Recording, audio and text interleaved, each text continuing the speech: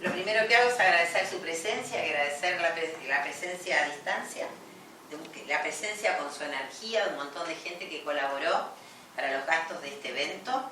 La idea no era cobrar, la idea era hacerlo en un bar y que la gente consumiera. Estuve 1 mes y medio buscando bar y no hubo forma. Los bares en Buenos Aires están preparados para los turistas y están preparados para tango, espectáculos de tango costosísimos. Bueno, entonces, porque esta es una noche experimental. ¿Por qué? Porque vamos a compartir una experiencia, una reversión de una obra de teatro que yo dediqué hace más de 20 años a Alejandra Pizarnik como parte de un tríptico. La obra original se llama Bautismo de Fuego. Es bastante más densa que la que vamos a ver hoy, porque ahí está solamente Alejandra en la obra. Acá aparezco yo, arranco yo hablando. No porque sea la primera vez. En esta reversión voy a aparecer siempre las veces que dé la obra. No por ahí haciendo la introducción que estoy haciendo hoy, pero yo voy a aparecer contando un poco para que la gente las que no hayan leído a Pizarnik y no sepan nada de su vida, estén un poco más interiorizados cuando va transcurriendo la obra. Alejandra, cuando conocí su obra, lo primero que me impactó fue que tenía mis mismas iniciales, AP. Ana Palacios, Alejandra Pizarnik, ya eso me impactó. Después me impactó más porque había nacido y se había criado en el mismo barrio que yo, en Avellaneda, había ido a la misma escuela primaria.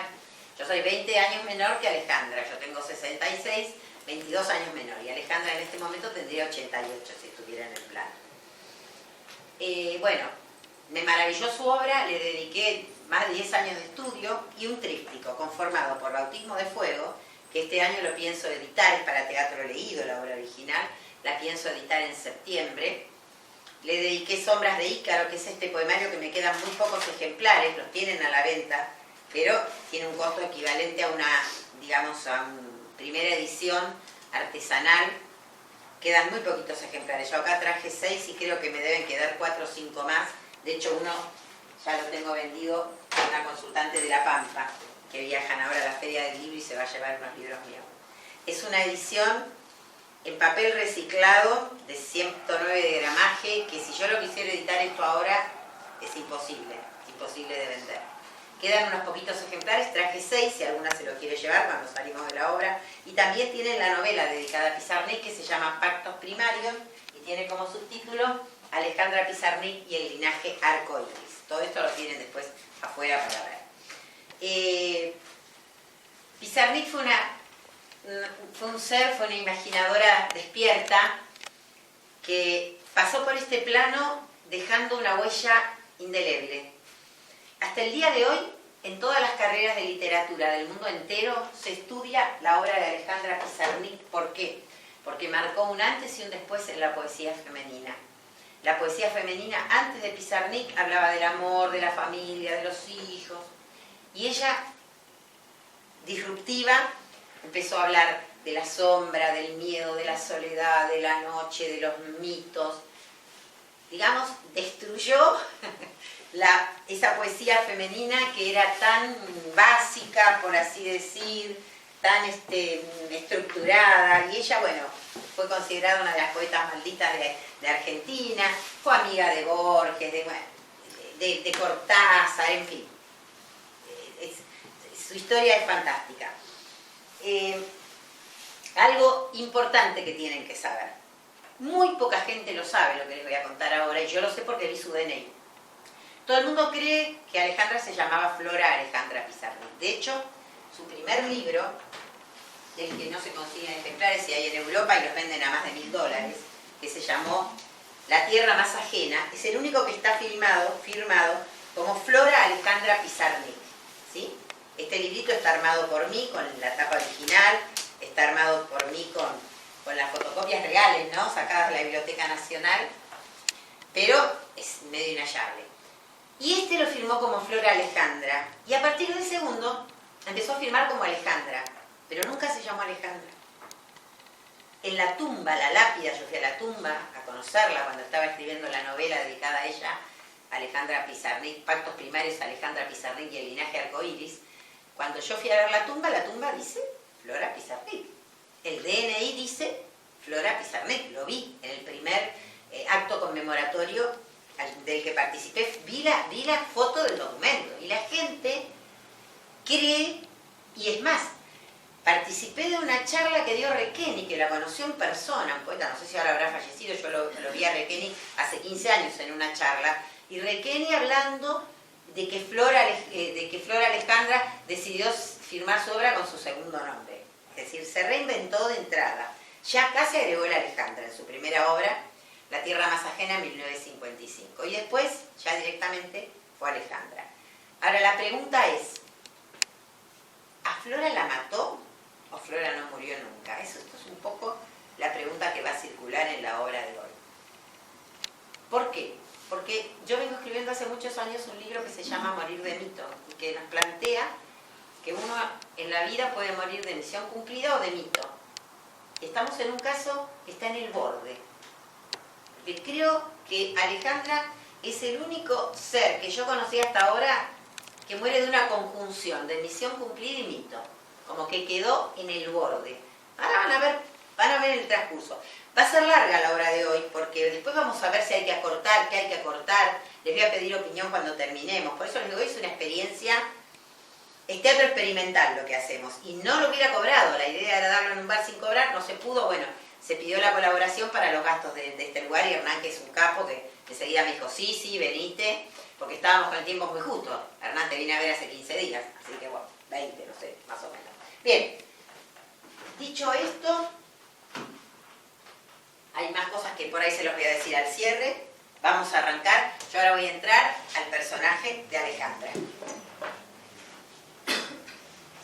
Otra opinión que quiero que me den es si ustedes seguirían trabajando con peluca, a partir de lo que vean ahora, o si trabajarían la obra con el pelo natural mío, ¿no? Eso es una opinión que les pido que vayan evaluando.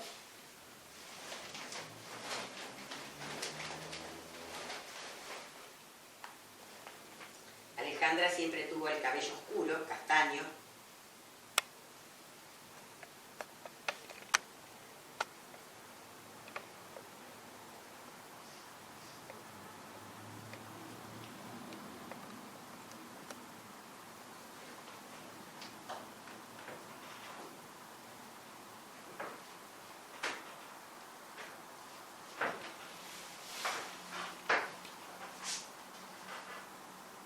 Reina loca ha determinado fundar en mí la piedra de su locura.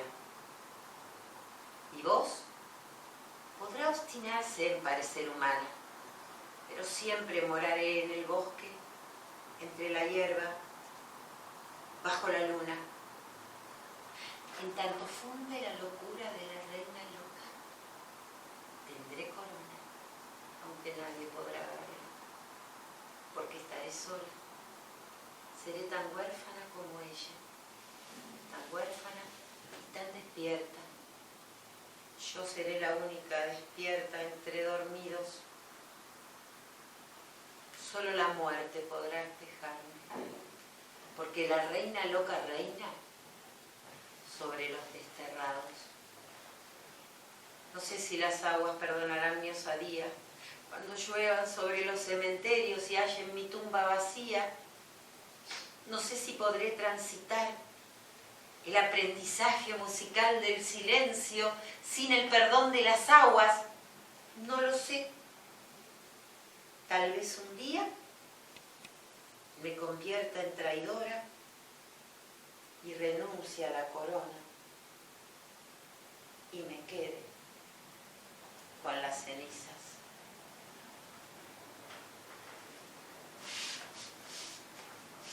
Quizás sea tarde para confesiones o tal vez sea muy temprano. En honor a la verdad, siempre he sentido una repugnancia inconmovible por los relojes. Casi tanta repugnancia como por la mediocridad. Una vez fui otra. Corrijo. Una vez fui alguien. Corrijo nuevamente. Una vez fui. Pero en cuanto tuve oportunidad, la asesiné.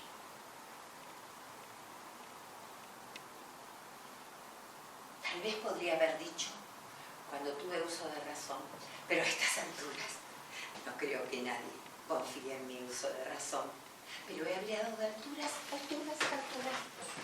Debo recordarme no hablar de alturas, porque últimamente mi vértigo se ha agravado tanto que ya no resiste ni siquiera la palabra. También debo recordarme no permanecer demasiado tiempo de pie, porque últimamente mi vértigo se ha agravado tanto que ya no resiste ni siquiera la medida de mi modesta altura, de mi modesta talla.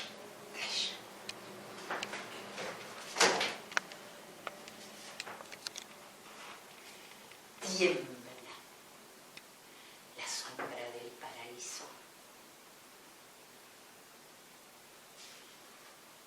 Y sería una tontera echarle la culpa al viento, eludir responsabilidades y echarle la culpa al viento.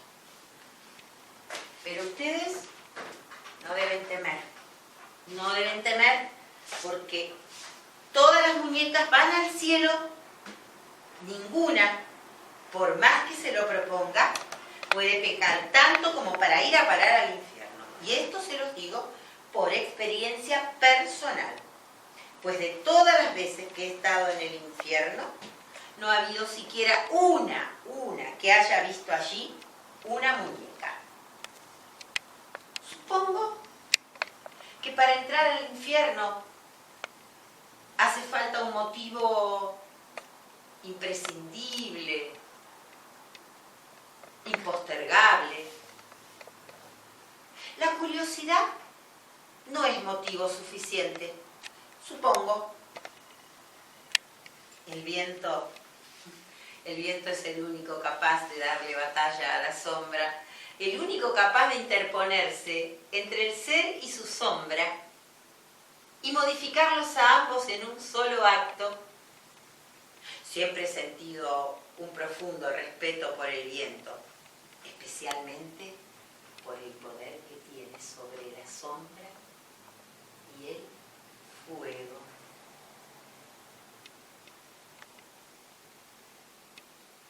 Tal vez esta noche sea la noche propicia para llegar al fondo. No sé si recuerdan, ¿se los dije? Hay cosas que no recuerdo si les dije a la muñeca. Bueno, si no se los dije, se los digo ahora.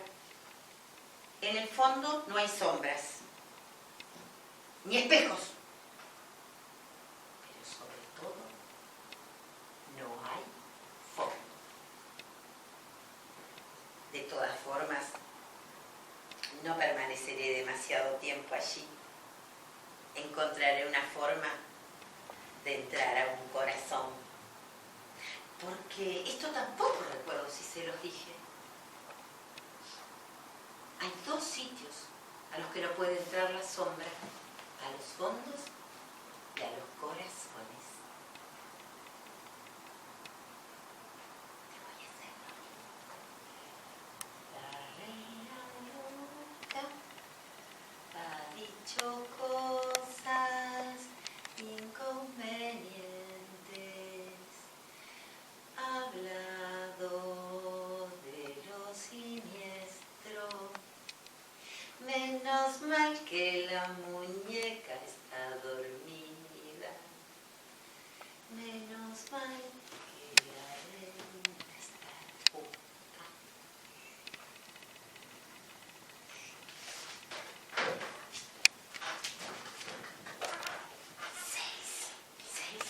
Seis. Telefonograma para Belcebú. Baba de diablos sedientos.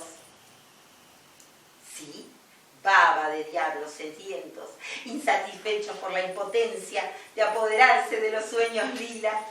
¡Nadie bebe la baba de los diablos! ¡Peligra el fuego del infierno! ¡Ay, perdón, te desperté! Bueno, no te enojes, no te enfurezcas.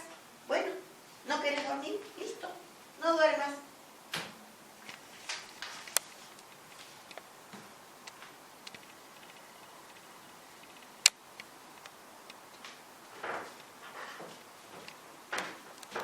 La Dijo, ¿quién puede quemar el fuego? Una lluvia de lilas llueve sobre ella.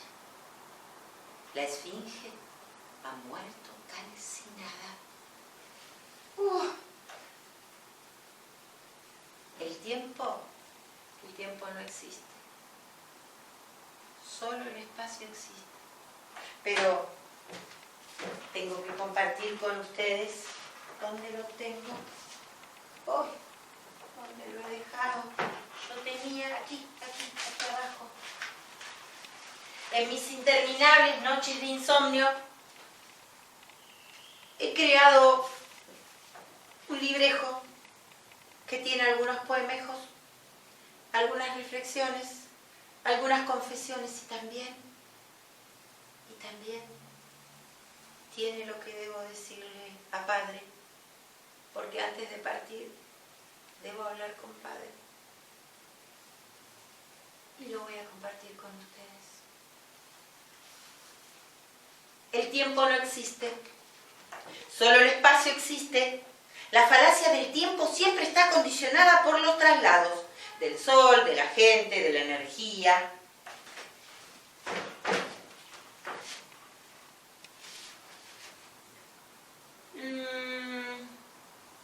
Recuerdo que cierta vez tropecé con un libro que ya no pude dejar.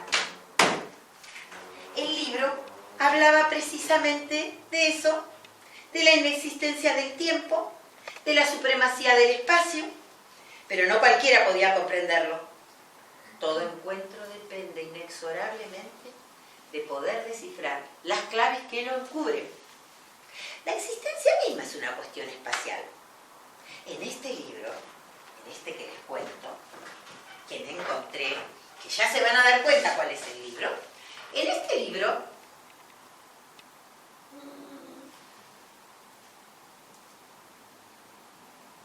la protagonista necesita morir para renacer. ¿Y qué es acaso la muerte sino un mero cambio espacial? Pero ella no lo sabe. Ella cree que está soñando, porque es algo profundamente inconveniente acercarle a los niños un cuento que hable de un paseo por el abismo. Alicia, aquí transcribí la parte del libro que quiero compartir con ustedes. Alicia se levantó de un brinco y, muerta de curiosidad, corrió por la pradera hacia el lugar donde se encontraba el conejo. Y luego llegó justo a tiempo para verle desaparecer por una gran madriguera que se abría al pie de un seto. Y no tardó en seguirle, sin pararse a pensar cómo se las arreglaría para salir de allí. No sé si habrán llegado a develar que esperar, cuestión que a primera vista puede parecer de orden temporal, no es más ni menos que detenerse, que dejar de recorrer el camino, es decir, nuevamente una cuestión espacial.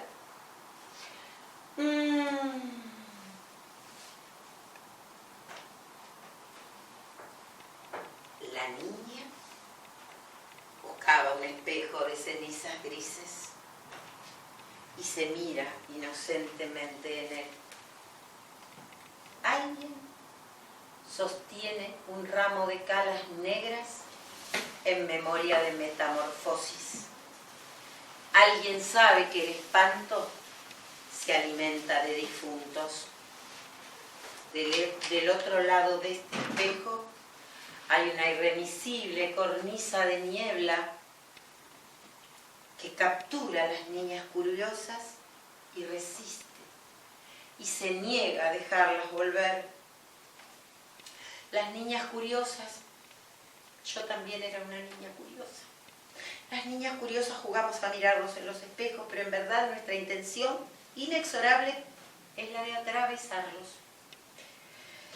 Es así como en algún lugar del recorrido llegamos a convertirnos en seres demasiado despiertos. Y entonces nos topamos con la presencia de la muerte acechando sin descanso. Y nos sentimos acorraladas por sus huestes, por todos esos muertos que fingen ir y venir por el mundo, pero que en verdad solo pueden andar en círculo, como autómatas, como juguetes a cuerda, muertos que se aferran a la falacia del tiempo y afirman que están vivos, solo porque cada 365 días festejan o asientan un nuevo año en su interminable lista de inexistencias. Mi partida de nacimiento indica que tengo 36 años de edad, pero ¿qué documento puede señalar, puede medir, puede dar testimonio de mi recorrido? Cientos, millones de años llevo vividos y miles de muertes y resurrecciones, y sin embargo, si hoy muriera para el mundo, en la lápida figuraría la insignificante falacia temporal de 36 años. La esfinge ha renacido de sus cenizas. Escúchenme con atención. Ahora tiene forma de niña y juega con muñecas de cristal. Nadie le ha advertido de la ancestral amistad de esta niña con el viento. Las esfinges son los únicos relojes auténticos, los infalibles. Ellas aparecen cuando estamos frente a un nuevo umbral y nombran la hora de nuestro recorrido. Los otros, los falsos relojes, solo sirven para anquilosar aún más las costumbres, para ritualizar los suicidios inútiles a los que los humanos se someten a diario, a cada paso. Por eso las agujas siempre andan en círculo. Y aunque el cuadrante se finca rectángulo, triángulo, óvalo, cuadrado, cualquiera sea el disfraz que asuma el cuadrante, las agujas indefectiblemente irán en círculo. Las esfinges, en cambio, están en su sitio, inmóviles, siempre dispuestas para el combate, para marcar a cada quien sus propios hitos. A ver. Había una vez una falsa tortuga, sentada sobre un gran peñasco. ¿Recuerdan? ¿Recuerdan la falsa tortuga del cuento de Alicia? La falsa tortuga le contó su triste historia a una niña curiosa, Alicia, que fue guiada hasta ella por un grifo, Alicia. La triste historia de la falsa tortuga comenzaba en el sitio que la auténtica tortuga se había transformado en una falsa tortuga. No conforme con escuchar el relato, la niña escribió un cuento. La niña también fui yo. Pero bueno, dejemos a Alicia como protagonista. No conforme con escuchar el relato, la niña escribió un cuento que hablaba de la reina loca, que yacía sentada sobre una roca. La misma reina loca. La reina loca le contaba a una niña que había sido guiada hasta ella por la muerte su triste historia. La triste historia de la reina loca comenzaba cuando le confesaba a la niña que una vez había sido reina. Que una vez había sido reina. Tal vez estén ustedes interesados en saber cómo llegó la tortuga auténtica en convertirse en una falsa tortuga. Si bien desconozco el dato exacto, puedo, sin embargo, aportar algunos elementos que nos permitirán despejar la incógnita. Atención, porque ustedes van a tener que dar la respuesta, ¿eh? Bueno, primero, cuando la tortuga era auténtica, vivía en las profundidades del mar. Segundo, allí concurría una escuela en la cual los cursillos, como ella misma los denominaba, tenían una particularidad de comenzar con una duración de 10 horas y disminuir una hora diaria, por lo cual en un 10º día era fiesta. Tercero, la falsa tortuga añoraba esa época de su vida y al recordarla la embriagaba una profunda emoción. Estén atentas, ¿eh? Cuarto, la falsa tortuga ya no vivía en el océano. Ahora sí, chicas, ¿eh? A ver si con todas estas pistas, a ver, muñecas, a pensar. Levanten la mano solo las que hayan hallado el valor de X. ¿Ven? Yo lo sabía. Todas han puesto al descubierto el oscuro valor de la incógnita. La mirada de la niña ha cambiado. Su cuerpo de niña, su rostro de niña. Ya no hayan espejo en los labrados, en las miradas de los ojos amados.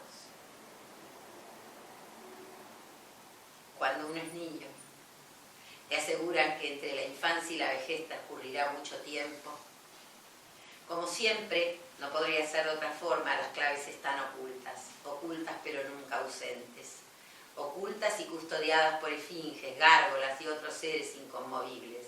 Sin embargo, todo continúa siendo una mera cuestión espacial, y no me refiero al magnífico sitio en que yacen encubierta a la vista de todas las claves, sino en la historia de la falsa tortuga y, por qué no, también a la de la reina loca.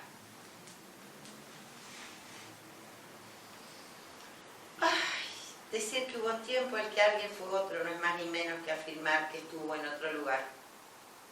Y los datos abundan como las grietas en los muros. ¿Acaso recuerden ustedes lo que produjo en la pura e inocentemente de Segismundo su traslado desde la lúgubre cueva en la que vivía desde su nacimiento hasta el trono de su padre? ¿Acaso también hayan tenido en cuenta que la falsa tortuga había salido de las profundidades del océano y narraba su triste historia sentada sobre un peñasco? Y el caso de la reina loca, sobre ella hay tanto para decir, pero lamento tener que comunicarles que su triste historia es extrañamente inefable, o al menos incestuosa. Es de ser lo mismo, pero peor.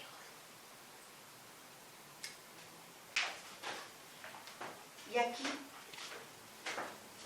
llegó el momento de hablarles de este libro, Niebla, de Miguel de Unamuno. Los que me querían decían que no tenía que leer este libro. Me lo querían sacar. Varias veces intentaron sacármelo. ¿Por qué? ¿Por qué? Porque Augusto Pérez, el protagonista de este libro, se anima a enfrentar a Unamuno y a decirle que él se quiere suicidar. A ver, vamos a ver un poco qué quiero compartir con ustedes de Niebla. Bien, muy bien, se dijo Augusto, nos llamamos como nos llaman. En los tiempos homéricos tenían las personas y las cosas dos nombres, el que le daban los hombres y el que le daban los dioses. ¿Cómo me llamará Dios? ¿Y por qué no he de llamarme yo de otro modo que como los demás me llaman? ¿Por qué debía yo llamarme como me habían llamado? ¿Por qué debía llamarme con ese nombre que no quiero ni nombrar? ¿Por qué? Ni siquiera me lo había dado Dios ese nombre. Me lo había dado mi familia.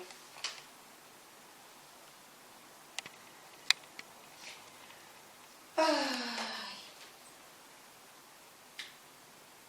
Brillante, extraordinario.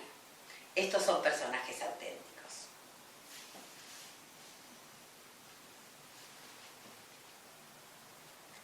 Pero llegó el momento. Llegó el momento de hablar con Padre.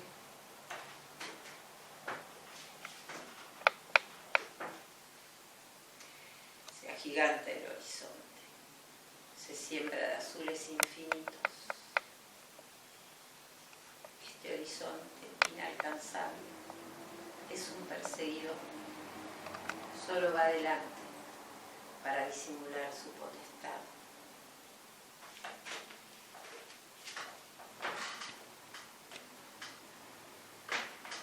Debo hablar con Padre.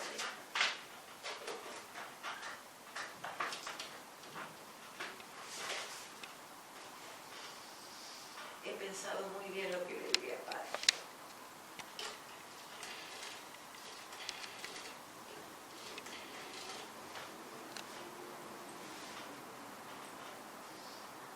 Sé que no debería hacer este llamado en público, pero me urge compartir unas palabras contigo. Las escribí para ti. Esta es una noche diferente, especial. En esta noche, en este mundo, el orden simbólico y el imaginario se enfrentan en una estéril partida de ajedrez que necesariamente ganará el que está fuera de juego. Tú me comprendes. En esta noche en este mundo se diluye ante mí como la niebla que fabricaba interponiendo el humo redentor de las pitadas entre mi mirada y lo que no deseaba ver. En esta noche la niebla ya no depende de mí, ha cobrado vida propia, está aquí, se ha sentado a mi lado, custodiada por el perro de Maldoror.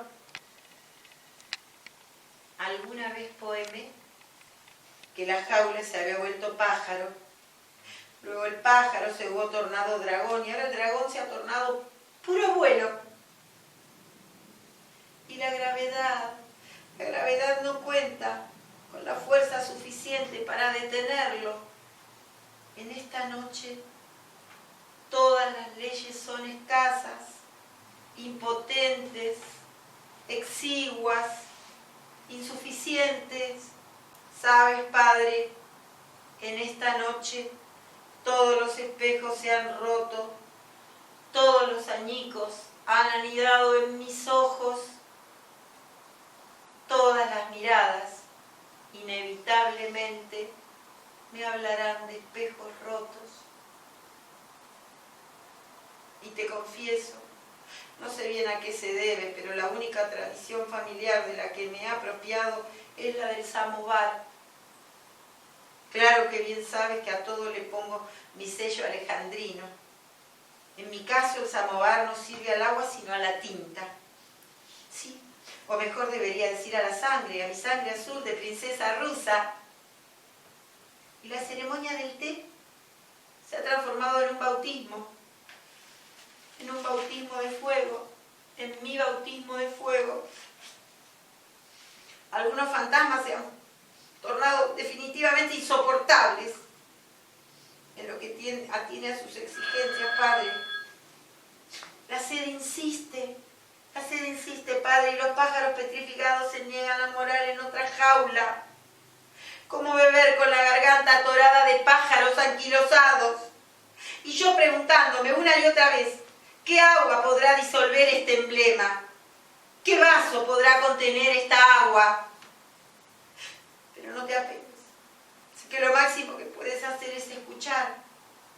Sé que nunca tuviste las respuestas. Y ahora todo ha empeorado aún más. ¿Sí? ¿Sabes por qué? Porque la reina loca y las damas se han vestido de rojo para matar al rey que ahora flota sobre el río y está muerto. De nada servirá ya soñar que sus ojos son la llave del templo. De nada soñar con figuras azules y doradas. La loba acecha. El rey ya nunca podrá decir. Antes por lo menos hablaba. Y eso llovía una esperanza. Pero ahora estás muerto.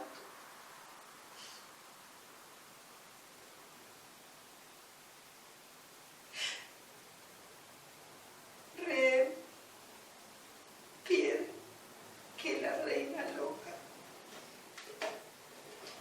funda su locura. Déjate caer solo para saber que solo puede ser rehén o morir.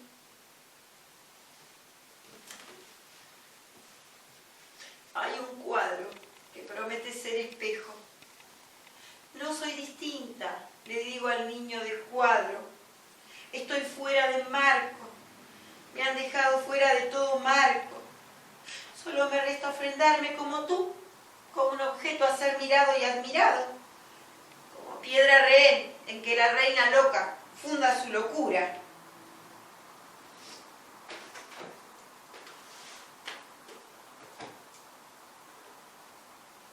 La reina loca había hablado de cosas inconvenientes. Había hablado del incendio siniestro que me llenó de grietas y agujeros y de cenizas. Solo por eso escribo, para intentar restaurar, reconstruir el cuerpo que hubiera tenido de no ser por el incendio. Solo por eso hago la noche peregrinando eternamente entre muertos. Un lenguaje sin límites me hubiera condenado a un naufragio con final feliz.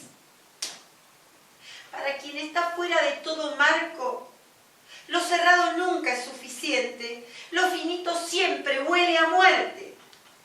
Recuerdo que fue en París. Anoté en mi diario que el sueño más caro para una náufraga era soñar que acariciaba las arenas de la orilla. Pero no todos pueden comprender lo que significa una orilla para una náufraga, como no todos pueden comprender lo que significa un barco para Ícaro. Ahora deben descansar. Yo partiré. Debo hacer un viaje en barco y no puedo llevarlos conmigo. Ustedes permanecerán descansando.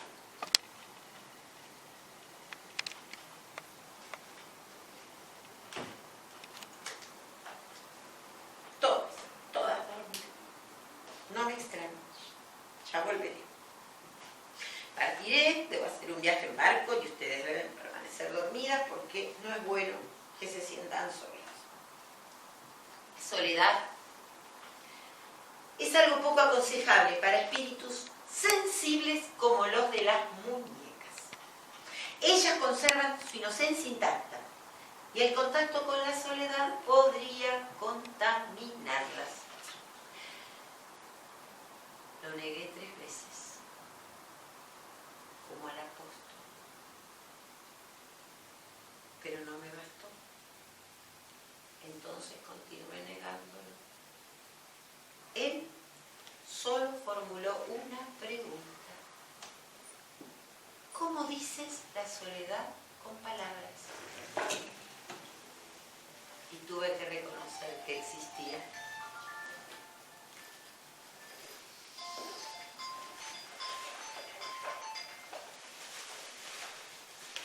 De inmediato debo partir. Este barco me llevará con rumbo desconocido.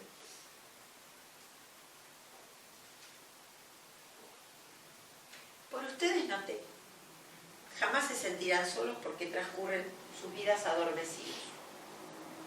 Y si se soñasen solos, igualmente no corren riesgo de contaminación, porque solo se contamina lo puro. Y aún así, si se contaminasen, no corren riesgo de darse.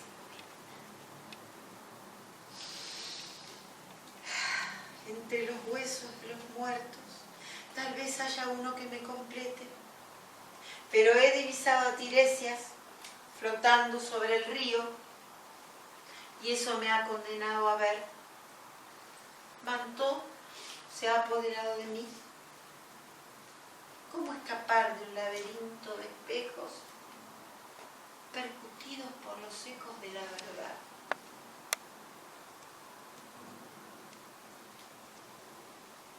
¿Es posible poseer a una posesa? No soy yo, nunca lo fui. Desde el comienzo siempre estuve condenada a ser la piedra en que funda su locura la reina loca. Pero entonces, ¿por qué tengo esta certeza de ser otra? Otredad rima con soledad, con orfandad y con indiferencia.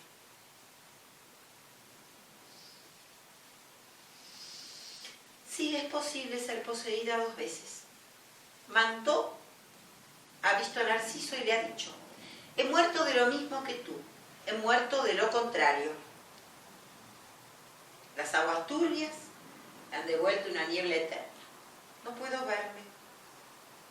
Ningún agua refleja mi cuerpo, soy un adentro inconmensurable, ahogado en su abismo, sin fronteras. La sed será mi emblema, irreductible. He muerto de lo mismo que tú, he muerto de lo contrario. También Narciso habló. Dijo: Tiresias te había condenado aún antes de nacer. Él sentenció la unión entre Edipo y Yocasta. Cualquier espejo te devolvería esa sombra y tú no querrías verla. Es preferible hacer responsable a la pobre reina loca. Es menos doloroso, porque la reina está loca. Entonces me pregunté si ser hija del incesto era mejor o peor que ser hija del fundador. Pero me desvié antes de escuchar mi ausencia de respuesta. Debo ser fiel a los desvíos. No es cuestión de andar por la niebla, sonámbula sin un mísero punto de apoyo.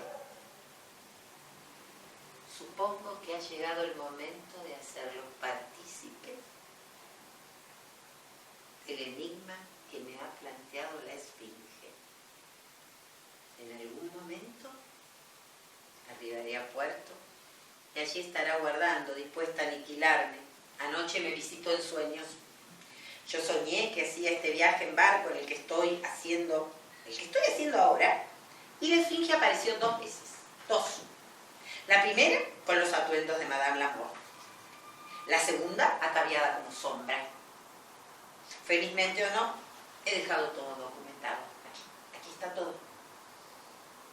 Así fue mi encuentro con Madame Lamour. Ella dijo: he venido a recordar viejos tiempos. Añoraba nuestras tardes de té sentadas a la mesa del jardín, en compañía de la muñeca. Añoraba nuestros paseos, tan tétricamente reveladores. Añoraba nuestros diálogos, tan extravagantemente aleccionadores. Pero sobre todo, niña, añoraba reencontrarme con el espejo, que mejor refleja mi orfandad. Yo entristecía, le respondí: veo que continuamos irreductiblemente hermanadas. Y recité: la doble memoria trae aparejada la doble sombra. Cualquier muro será insuficiente. Serán grietas, serán agujeros, serán tenues dibujos hechos con tizas sutiles, que perdurarán lo que el retorno de la lluvia. Todo muro tendrá fallas, y por ellas emergerá la otra sombra, la verdadera, la eterna, la que te condena a recordación perpetua. Entonces Madame Lamour afirmó: bueno, niña, como te he dicho en infinidad de ocasiones, todo es cuestión de imaginación, así que no exageres el tono de la tragedia. No vaya a ser que adelantes el desenlace. Verdaderamente, niña, dudo poder hallar otro espejo tan fidedigno. Y yo le respondí: con todo respeto, Madame Lamour, también yo le he dicho a usted en infinidad de ocasiones que aunque todo sea imaginación, igual se sufre. Por lo tanto, no hay ninguna diferencia. Entonces le recité: y aunque Tiresias haya determinado callar, será inútil. Las 2 serpientes copulando, Adán y Eva, Antígona, Edipo, Layo, Rómulo y Remo, y el resto, todos encontrarán una puerta para pasar, aunque Tiresias haya determinado callar. Pero Madame Lamour no se calló. Me respondió: ay, niña, el no haber traído contigo a las muñecas te ha debilitado aún más. La sonámbula de la cabellera de pájaros flamígeros, la que transita incansable a través de cornisas de niebla en busca del ángel caído, ha partido hacia la batalla más cruenta sin sus baluartes. ¡Qué despropósito! ¿De qué te aferrarás cuando llegue el momento del naufragio? Yo entonces le susurré, respondiendo a su pregunta, Madame Lamour: no quise exponer a las muñecas a esta posible catástrofe. Además, si algún imprevisto me impidiese regresar, alguien debe dar testimonio. Aquí solo cuento con mi perro de niebla, a quien he nombrado Orfeo, en homenaje a Augusto Pérez, y a su fiel y amante compañero. Entonces Madame Lamour dijo, enfureció, y vociferó: no, niña, que con algún tiempo sin vernos fue suficiente para que me incluyeras en la larga lista de destinatarios de tu ancestral tendencia a la descortesía. Sabes perfectamente, siempre lo supiste, que entre los perros y yo existe una controversia eterna. Ellos insisten en reclamar su derecho sobre los huesos. Y mientras continúen en esa tesitura, la conciliación es impensable. Quédate con tu perro de niebla. La esfinge se encargará de ti. Y cuando pases definitivamente a mis dominios, ¡al diablo con tu perro! Y partió. Partió desencajada. Yo intenté detenerla. Grité, pero Madame Lamor, no se vaya así, por favor. Le aseguro que lo último que quisiera en mi vida es ofenderla. Además, debería usted saber mejor que nadie que los perros de niebla solo comen huesos caliginosos. Esos que usted detesta, por insípidos e insustanciales. Pero no logré detenerla. Entonces me pregunté, me recriminé. No me pregunté, me recriminé. Me dije, jamás aprenderás, Alejandra, a cerrar la boca a tiempo. Y escribí un poema que dice: cuando digo que el silencio no existe, miento. Cuando digo lo contrario, también. Pero siempre que digo miento. El lenguaje solo puede enunciar mentiras, dadas, filosas, como las trampas en que caen los animales salvajes. El lenguaje me aprisiona entre sus dientes. Y continué escribiendo aún.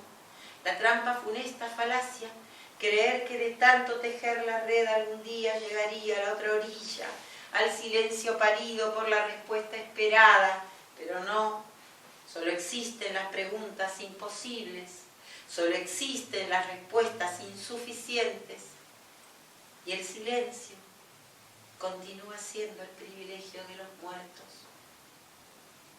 El encuentro con Madame Lamor me dejó exhausta. Y aún así reflexioné. Este barco bien podría navegar rumbo a París, pero no.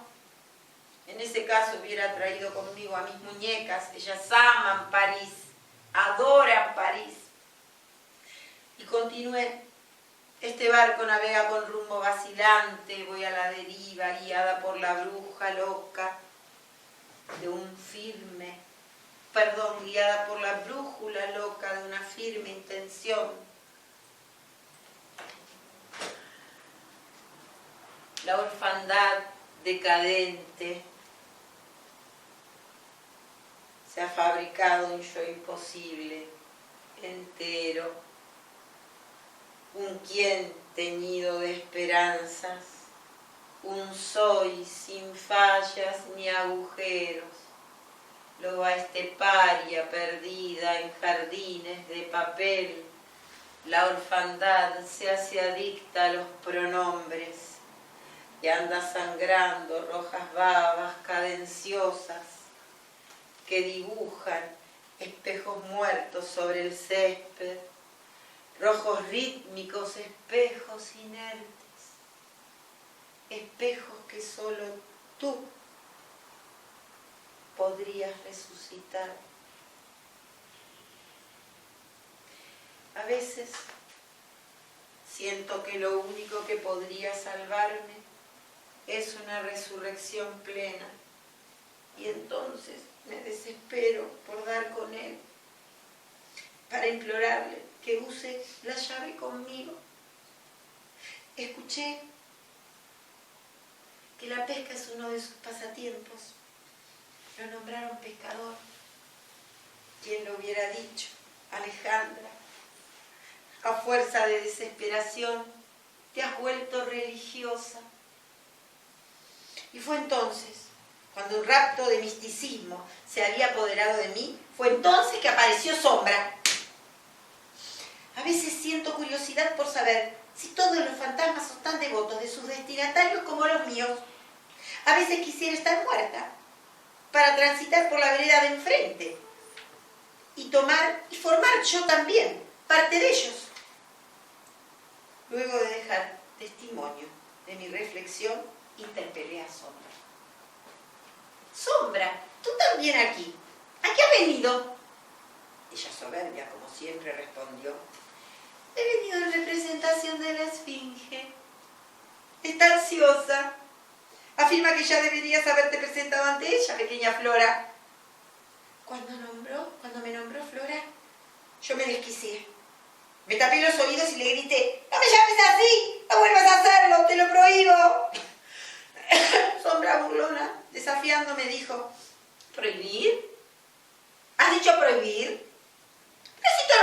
prohibirme nada. Para prohibir hay que estar por fuera de lo prohibido, por fuera y por encima. Tú bien lo sabes, pequeña Flora, siempre son cuestiones espaciales. El tiempo no existe, pequeña Flora. Yo le respondí, pero antes escribí.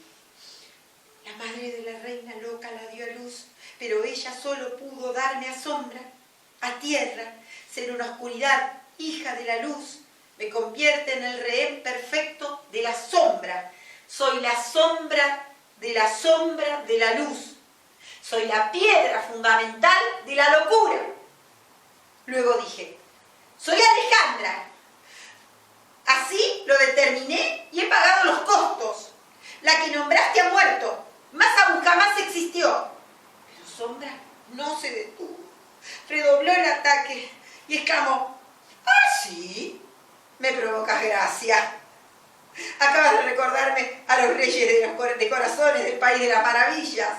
Tú eres juez y jurado, das el veredicto, dictas la sentencia en un solo acto. Pero lamento, querida niña, lamento informarte que te equivocas. Como hubiera afirmado el grifo, todo es cuestión de coco. Flora jamás estuvo muerta, salvo en tu imaginación.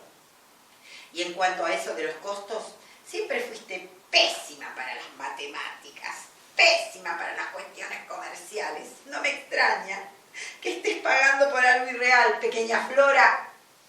Yo la enfrenté. No sé de dónde saqué la valentía, pero lo hice, la enfrenté. Le grité, pues al infierno contigo, Sombra. Y ya que por lo visto te has convertido en una perfecta alcahueta, corre, ve y dile a la esfinge que aquí va mi respuesta. La sombra de la luz se desplaza. Puede ser el perseguidor más tenaz, pero se desplaza. Y en cada gesto abre tras sí una puerta que permite la huida. La sombra de la luz es inmóvil. Es una idea fija. Solo hay una forma de resolverlo. Caer definitivamente sobre ella. ¿No bien? Terminé de recitar esto. Me di cuenta que Sombra había desaparecido y que el barco se estaba hundiendo. Se hunde, el barco se está hundiendo. Náufraga, he vuelto a ser una náufraga.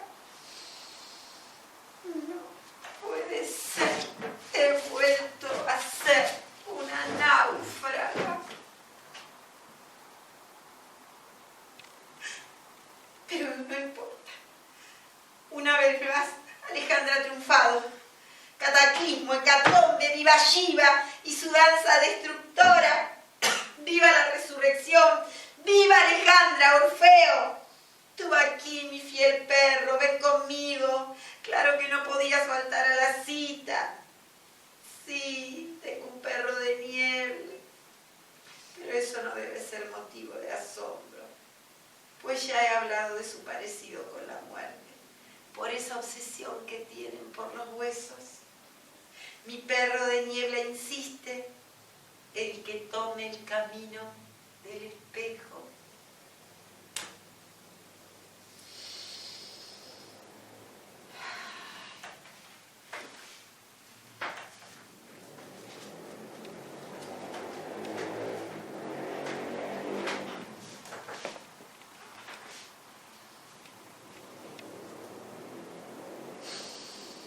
He regresado una vez más. He dado respuesta a la esfinge. 2 veces apareció. Vino como Sombra, vino como Madame Lamor, pero la enfrenté. Sí, la enfrenté. Y aquí estoy de nuevo.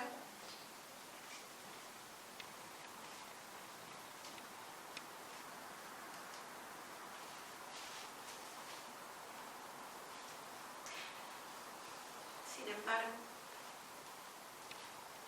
no llegaré mucho más lejos, quiero decir, dentro de este envase. Debo elevarme hasta el fondo. Y para ello es necesario aligerar el equipaje. Debo llegar al fondo. Fundamentalmente para comprobar que no hay fondo. Que superponerle fondo al fondo es otro artificio del lenguaje. suponerle un fondo al fondo. Y Augusto Pérez coincide conmigo. Y si no me creen, se los leeré directamente desde el libro de Unamuno. Escuchen con atención. Todo es fantasía, y no hay más que fantasía. El hombre, en cuanto habla, miente. Y en cuanto se habla a sí mismo, es decir, en cuanto piensa sabiendo que piensa, se miente. Estás aquí, Orfeo, tú, como no hablas, no mientes. No hacemos más que mentir y darnos importancia. La palabra se hizo para exagerar nuestras sensaciones e impresiones todas. ¿Acaso para creerlas? La palabra y todo género de expresión convencional, como el beso y el abrazo, no hacemos sino representar cada uno un papel. Todos personas, todos caretas, todos cómicos, nadie sufre ni goza lo que dice y expresa. ¿Y acaso cree que goza y sufre? Si no, no se podría vivir. En el fondo estamos tan tranquilos, como yo ahora aquí, representando a solas mi comedia, hecho actor y espectador a la vez. Es inútil, es inútil.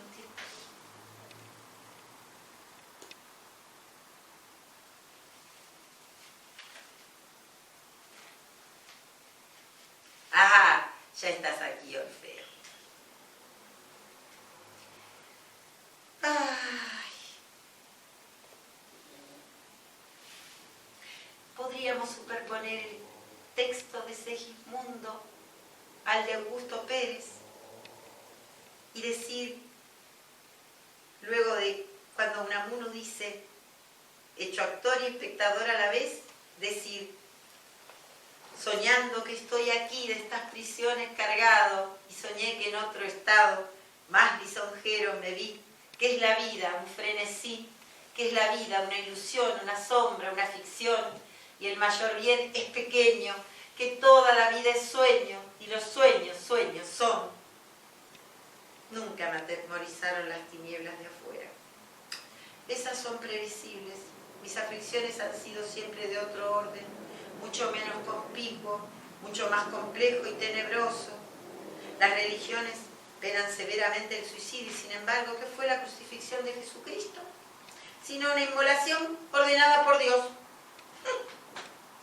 Por eso estoy a favor del combate de Augusto Pérez, de su derecho. En un momento del libro dice Augusto, ¿y qué voy a hacer? Habrás oído que en este mundo no hay sino devorar o ser devorado, si burlarse de otros o ser burlado. No, cabe otro término, tercero, y es devorarse a uno mismo, burlarse de sí mismo.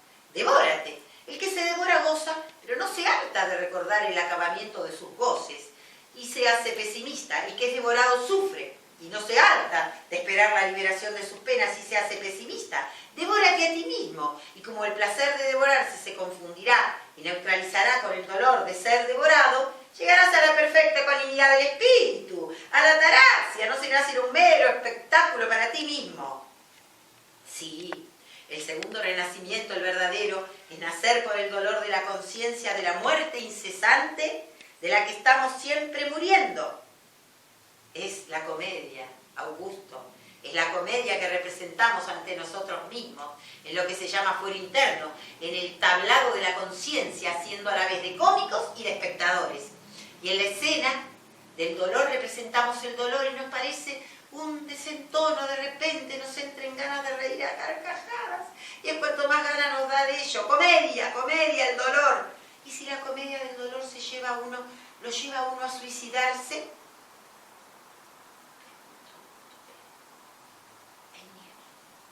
Y su amigo le responde, comedia de suicidio, es que se muere de veras, comedia también. Pues, ¿qué es lo real, lo verdadero, lo sentido? ¿Y quién te ha dicho que la comedia no es real, verdadera y sentida? Entonces, que todo es uno y lo mismo, que hay que confundir. Augusto, hay que confundir. Y el que no confunde, se confunde. ¿Se puede sorprender a la verdad? ¿Aniquilar a la ausencia que nos debe? ¿Saciar la sed de una presencia distancia que extirpe la orfandad de la tierra. Y la lluvia continúa haciendo hablar a los muertos. Es un imán. Este espejo que tejo es un imán.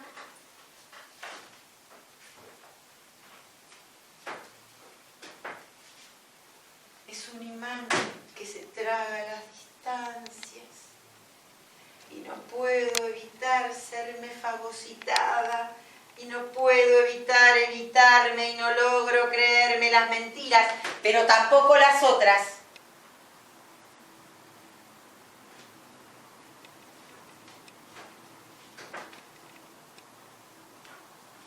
Chicas, debo confesarles algo. Llevo acumuladas tantas náufragas de mí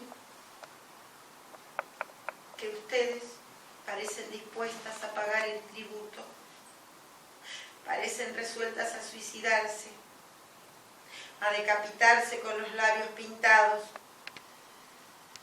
Ustedes saben, ustedes verdaderamente saben y me conocen. Yo he bebido de ustedes y ustedes han bebido de mí. Hermanadas en la umbría orfandad de las pretóricas insomnes, ustedes, la muerte y yo, determinamos una fantasmagoría inefable. Debo acuñar un vocablo que nos encuadre a la brevedad, al menos la semilla de una palabra esencial.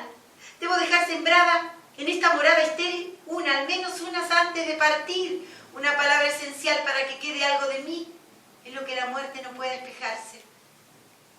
Siempre fui morada de pájaros, de los insomnes, de los exiliados, de los muertos, de los petrificados. Siempre fui morada de pájaros, caracol, esos que aún migrando llevan la casa a cuestas. Si me bebo el miedo de la gacela que traza recónditos laberintos huecos, huyendo inútilmente sobre los bosques helados de Rusia, entre los pinos y los tiros furtivos, si la sombra de cada alarido es una muerte predestinada de antes siempre a ser bebida por mi sed irremisible, si del centro del poema inefable se disparan silencios inasequibles, entonces ¿de qué? ¿De qué me ha curado la palabra?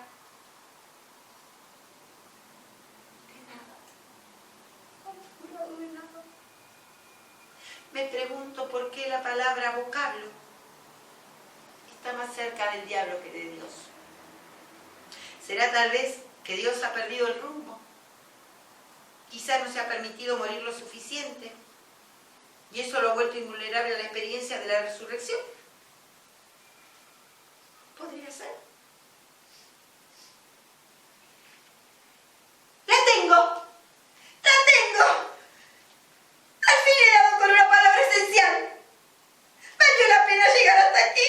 ¡Oh, simple acto valida todo mi recorrido! ¡Sí, este simple acto lo valida! ¡Estoy feliz! ¡Debo danzar para festejar mi felicidad! La. He dado con la palabra esencial que buscaba. Me haré inmortal. La muerte no podrá conmigo.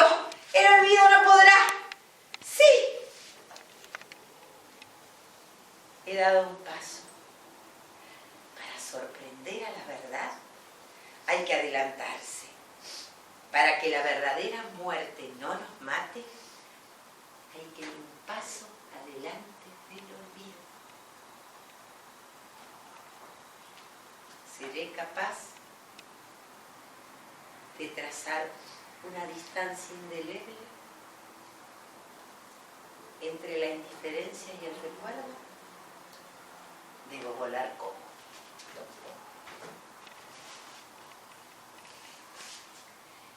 Creo que fue la muerte lo que quise decir por las noches. Fue el trabajo más vivo que tuve. Era pintarle un espejo telaraña. Era reflejarla tan fielmente hasta hacerla beber del néctar de su propia trampa y capturarla. Con ella pude. pude. Con la soledad, no. En ocasiones me pregunto si alguna de las llaves de Dios abrirá las puertas de los corazones para que puedan entrar los muertos.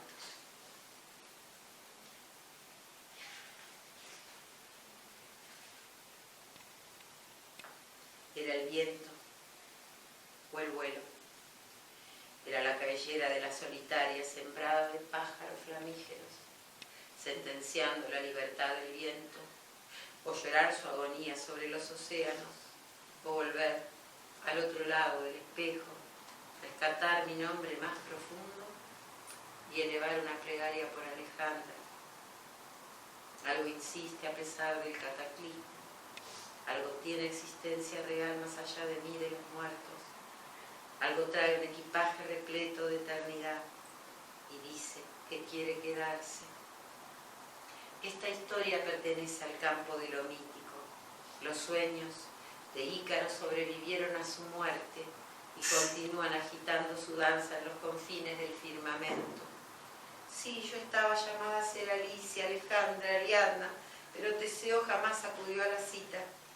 En mi orfandad fui acogida por Dédalus, quien me concedió las alas de su heroico hijo, y me fue dada la misión de trazar nuevamente su ruta, como cada tanto ocurre, dado que la peor epidemia que aqueja a la humanidad es la amnesia. Yo he pasado por el mundo para que nadie olvide que lo más importante continúa siendo el vuelo. La historia oficial afirmará que la voluptuosidad me ha propuesto que llegue hasta el fondo, que entre el jardín de lilas que vive en la otra orilla y que compruebe si puedo volver para contarlo. Mas las historias oficiales siempre mienten. Siempre mienten.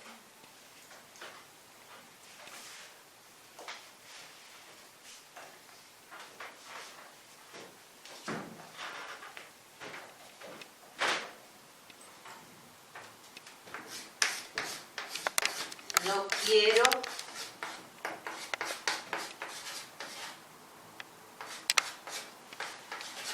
ir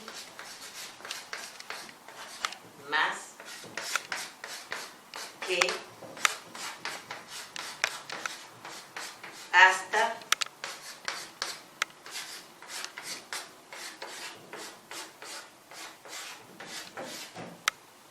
el fondo.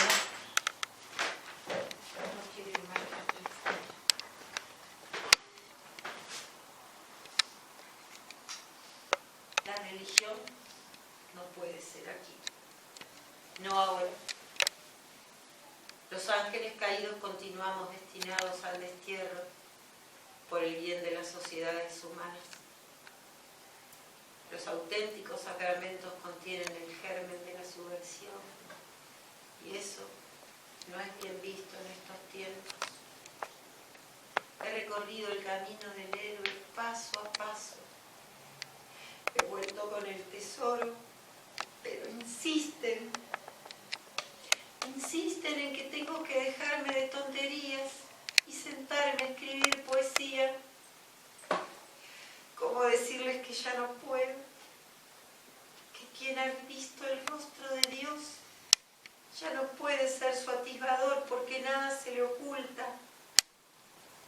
¿Cómo espiar lo evidente?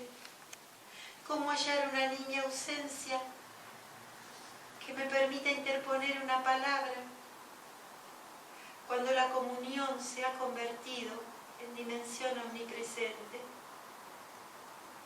Quizás algún día comprendan el sentido de la ceremonia final. Quizás lleguen a comprender en el rostro impertérrito de las muñecas ante la muerte las claves que les permitan nombrarla.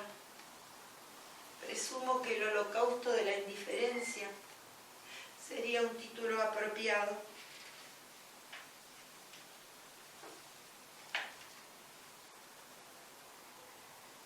Antes dije, fiel hasta la muerte, y el seconal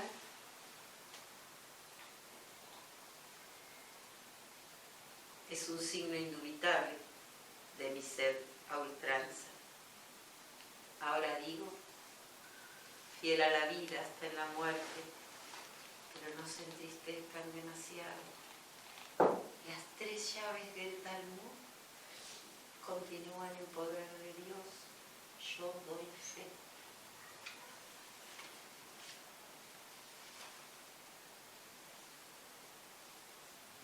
Y Alejandra partió.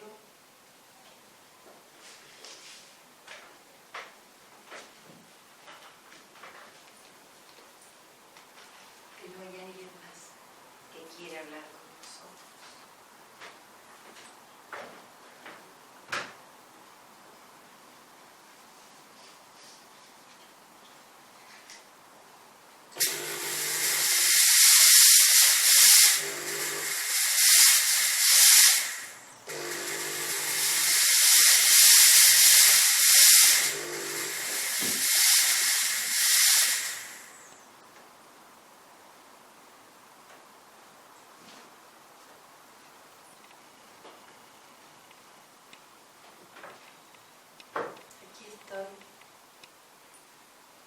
Soy la pequeña Flora.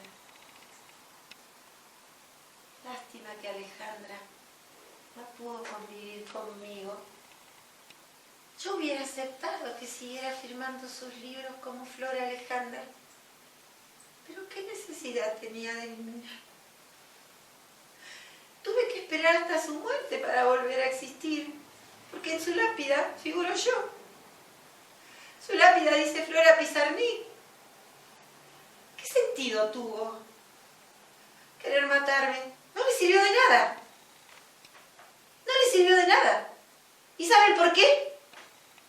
¿Tienen idea ustedes de cuál fue el nombre? Ella se ponía apodos continuamente. ¿Pero cuál fue el apodo más importante que se puso Alejandra? ¿Alguien sabe? Se llamaba a sí misma la muchacha de la piel, de la maneta de piel de pájaro, la eterna sonámbula, la eterna sedienta, pero hubo un nombre que se puso, que fue el más importante de todos, un nombre que trascendió el mundo entero. Ella se llamó a sí misma la enamorada del viento, la enamorada del viento. ¿Y quién es la enamorada del viento? ¿Quieren saber quién es la enamorada del viento? Acá tengo como testimonio a Ovidio. Ovidio. ¿Qué nos dice Ovidio? En su libro Fastos, Ovidio nos dice: nosotras nacimos un 29 de abril. ¿Saben? Hoy es 29 de abril, ¿verdad? Bueno. ¿Qué dice Ovidio? Dice, día 28 de abril, Flora. Cuando la Titonia, una vez abandonado el hermano del Frigio Asíraco, ha levantado su fulgor por 3 veces en el enorme cielo, viene la diosa adornada con 1000 variadas coronas florales. La escena place del hábito de un sensual restoso. La apoteosis de Flora se extiende hasta las calendas de mayo. Pero esto no es todo. Dice Ovidio, él hace decir a Flora, me hace decir a mí. Yo era Cloris, que ahora me llamo Flora. Una letra griega de mi nombre se ha corrompido en el término latino. Cloris era ninfa de las llanuras felices, donde sabes que antes afortunados hombres tenían su medio de vida. Modesta como soy, se me hace duro exponer la belleza que tuve, pero esa belleza le encontró a mi madre un dios por yerno. Era primavera. Yo iba paseando. El céfiro. ¿Quién es el céfiro? ¿Saben quién es el céfiro? Es el viento del oeste. Es el viento del oeste. El céfiro me descubrió. Yo iba a alejarme. Me persiguió. Yo huía. Él era más fuerte. Y el Bóreas, que se había atrevido a llevarse un botín de la casa de Erecteo, había dado a su hermano pleno derecho para el pillaje.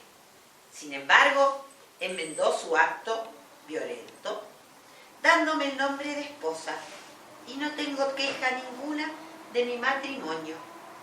Gozo de una primavera eterna. El año está siempre sonriente, los árboles tienen siempre hojas, la tierra siempre pastizales.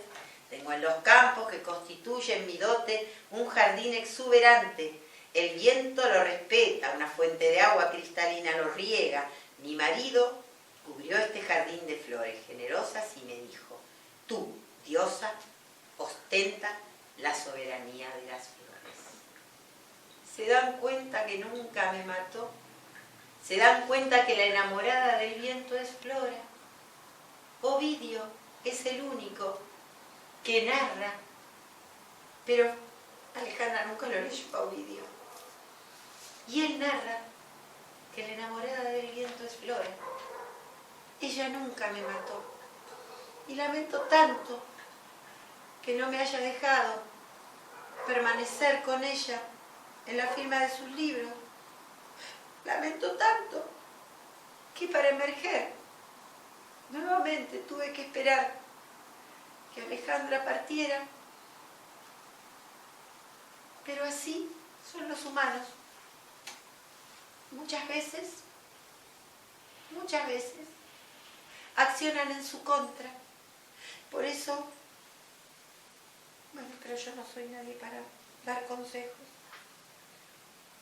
Yo me voy. Y cerrará esto Ana, y tal vez ella diga algunas palabras que yo no tengo derecho a decir.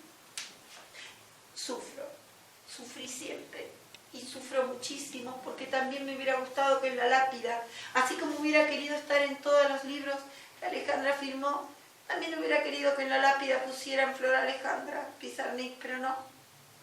Mi familia nunca quiso a la poesía, nunca quiso a Alejandra, porque sintió que la poesía y Alejandra enfermaron a Flora y la llevaron a partir de este plano mucho antes de lo que hubiera sido deseable. Gracias por haberme escuchado.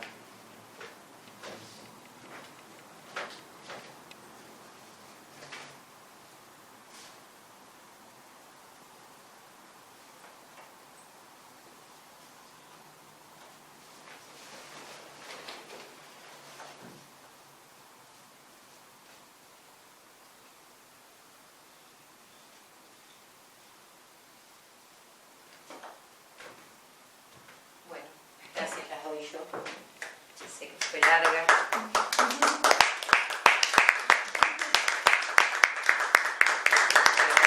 muchísimo el respeto que tuvieron. Ya les digo, a partir de esta primera experiencia voy a rever si puedo contar un poco los textos o algunos por ahí dejarlos sin efecto, que no estén. Pero el sentido de esta obra que armé, esta reversión de Bautismo de Fuego, es justamente que la gente reflexione y se dé cuenta de si está parado en la vida desde su existencia o está parado desde el lugar de algún mito, y bueno, que esta reflexión lo lleve a poder tener una mejor calidad de vida. Como dije al comienzo, considero que Alejandra es una excepción, porque creo que está en el borde, ¿no? Que su historia está en el borde, que ella muere de misión cumplida y al mismo tiempo muere de mito, la mata Flora. Por eso la pregunta es, ¿quién mató a la Pizarnik? Ella creyó matar a Flora y nunca la mató. Nunca la mató. Siempre se consideró la enamorada del viento. Jamás había leído Ovidio, Alejandra. No tenía idea del mito de Flora. Y creyendo haberla matado, jamás lo hizo. Y tal vez, si hubiera aprendido a convivir con Flora, si no hubiera renegado de todo lo que recibió de su familia, hubiera podido ser ella misma sin renegar de todo lo que recibió. Tal vez hoy la tendríamos con nosotros y no tendríamos que estar conmemorándola sabiendo que partió tan joven.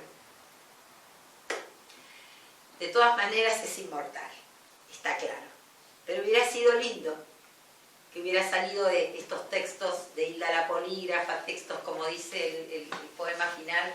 No sé si les dije al comienzo que los poemas que yo voy recitando durante la obra están todos contenidos en este libro premiado en Italia. Se los dije al comienzo que recibió un premio en Italia. En el 2006 ganó un primer premio de poesía, Sombras de Ícaro, y bueno, los poemas que yo fui diciendo, narrando, recitando, están todos contenidos en Sombras de Ícaro.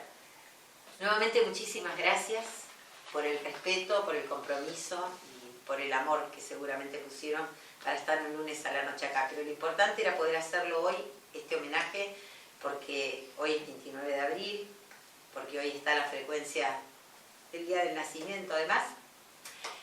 Este año es un año 8, 2024 es un año 8. Alejandra hoy cumpliría 88, no daba lo mismo hacerlo otro año, era este el año. Porque ella cumplía 88, año Capicúa. Yo cumplo 66, año Capicúa. Mi misión es el 6, la década de este año es 6. O sea, se daba toda una conjunción de cosas que aunque tuve que apurar toda la preparación, dije, no importa, es un encuentro experimental, pero hay que hacerlo este 29 de abril.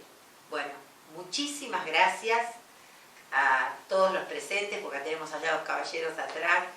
¿Sos vos, Mariano? No. Ah, perdón. No es Mariano. No es Mariano. Bueno, gracias, nuevamente gracias. Y si a alguien le interesa alguno de los libros, pueden hojearlos, sin ningún compromiso, están afuera. Tanto Sombras de Ícaro, ya les digo, deben quedar 15 ejemplares. Es la edición original. Y bueno, la edité, imagínense, en el año 2000. Así que todavía sobreviven esos poquitos ejemplares, acá traje 6. Pero sinceramente no tengo más que palabras de agradecimiento, de gratitud, no agradecimiento que contiene la mentira, gratitud. No tengo más que palabras de gratitud para con ustedes, en serio. Para abajo y nos abrazamos.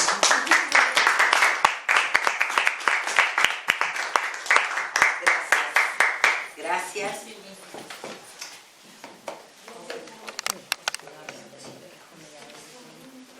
¿Sí? Gracias, ¿lo disfrutaste? Bueno, me alegro muchísimo. Chicas, gracias. Incondicionales, se vinieron desde Quilmes. Que fuera acá nomás. No, gracias a vos. Sí, por supuesto. Me ha llorado todo.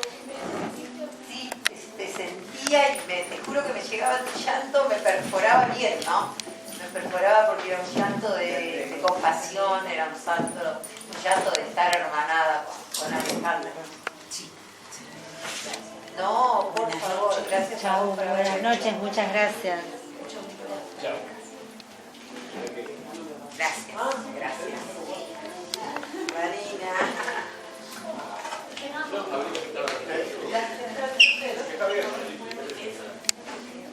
Sí, adora. Dale. Bueno. Sí, hay que usarla, ¿no? Porque te mete más el personaje. Sí, yo pensé lo mismo. Bien, eso no vaya. Llegaste tarde, pero llegaste. Hermosa. ¿Lo pasaste bien? ¿La disfrutaste? La verdad que sentí un respeto en la audiencia que me impactó. Porque no era un respeto de estar aburridos, era un respeto de estar compenetrados. Queríamos saber. Bueno. ¿Y la voz?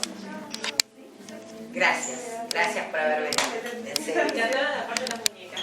Ah, bueno, pero es que el ritual es ese, ella se suicida frente a las muñecas.